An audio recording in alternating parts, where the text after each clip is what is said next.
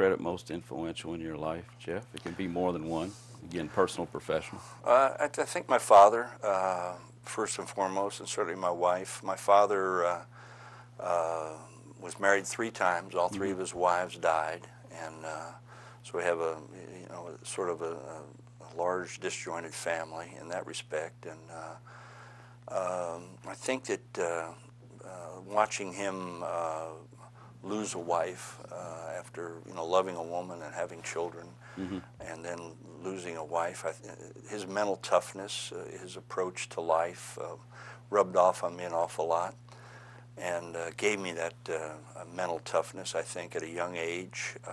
Losing my own mother at a young age, I think, was part of that, but he took care of me cradle to grave. I mean, that was his philosophy about his kids. And then marrying Mary Dawn, she softened me. I had about a picture on the table. That was a challenge. We'll get to that.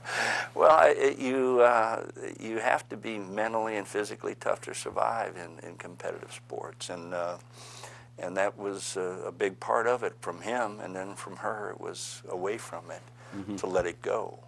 That it's not something you live 24 hours a day. And you also came up during a time in the football sports world, I guess you'd say, when there weren't a lot of safety rules, I would assume. It was a very different world when you played than it is today. I want to see if you could comment on that a little.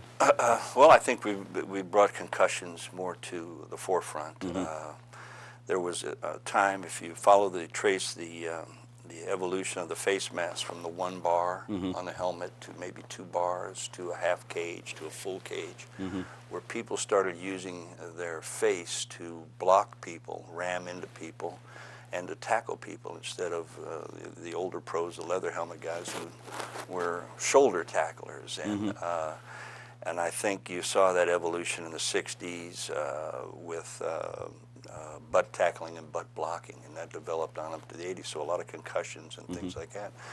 They're addressing that now with the youth games and the younger kids, and also in the pros. They're trying to eliminate those kind of hits where you could be susceptible to a concussion.